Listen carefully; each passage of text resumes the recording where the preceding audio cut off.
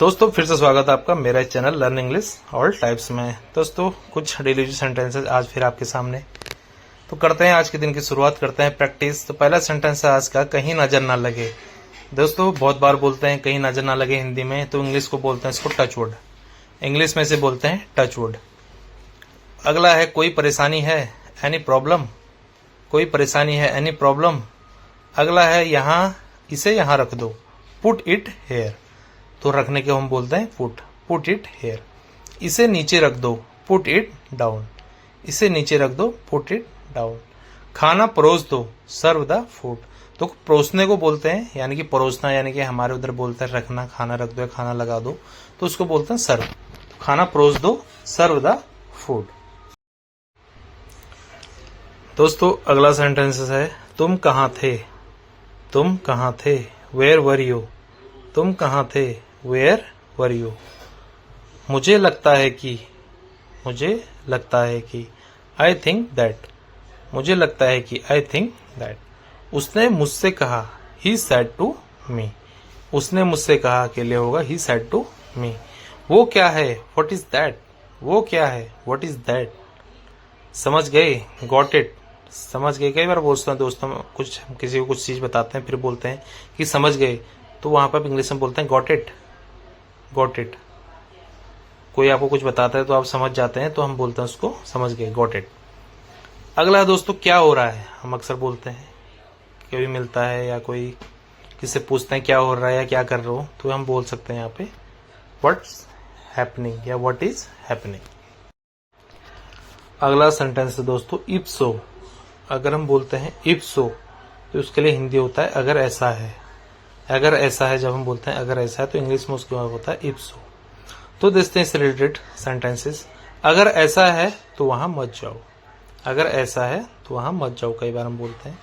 If so, अगर ऐसा है के लिए आएगा if so. If so don't go there. अगला सेंटेंस है दोस्तों अगर ऐसा है तो इसे मत खाओ। अगर ऐसा है तो इसे मत खाओ। इफ सो, अगर ऐसा है के लिए आएगा इफ सो, इसे मत खाओ, डोंट ईट इट। इसे मत खाओ, डोंट ईट इट।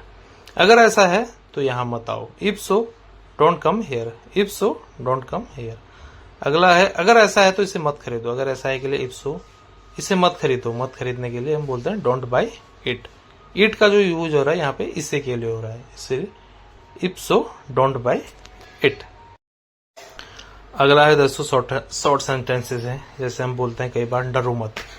डरो मत, डरो मत के लिए होता है डोंट बी अफ्रेड। डरो मत के लिए होता है डोंट बी अफ्रेड। देर मत करो, डोंट बी लेट। देर मत करो, डोंट बी लेट। अक्सर हम बोलते हैं देर मत करो, तो डोंट बी लेट। परेशान मत हो, डोंट वरी।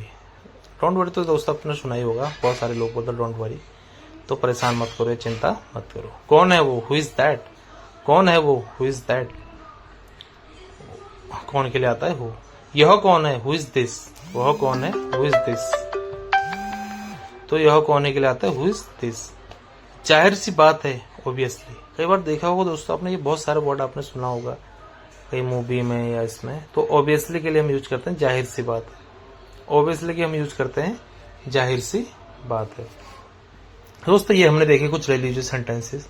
दोस्तों आप सोच रहे हैं कि इसका मतलब क्या है, रोज हम सेंटेंस देख रहे हैं। इसका मतलब है दोस्तों, क्योंकि मैं पहले से ही बोलता हूँ speaking comes by speaking. Speaking से आती है, उसके लिए आपको स्पीकिंग करनी पड़ेगी। यहाँ जरूर स्पीकिंग हम नहीं कर रहे हैं, लेकिन स्पीकिंग जरूर हम नहीं कर रहे हैं, लेकिन इससे क्या होगा कि नए नए वर्ड, नए नए सेंटेंसेस हमारे दिमाग में आएंगे, वो रहेगा। क्योंकि इंग्लिश बोलने के लिए आपको ग्रामर के साथ साथ आपके पास वर्ड भी होने चाहिए, आपके पास सेंटेंसेस होना चाहिए। और कई बार वर्ड हमारे होते हैं माइंड में होते हैं, लेकिन टंग पर नहीं होता। उसके लिए हम यहाँ पे प्रैक्टिस कर रहे हैं। तो उम्मीद करता हूँ दोस्तों अच्छा लगा होगा आपका टॉपिक। तो आप भी प्रैक्टिस करेंगे, नए नए वोकैबुलरी इंक्रीज करेंगे। मुलाकात होगी अगली वीडियो में, तब तक के लिए बाय बाय।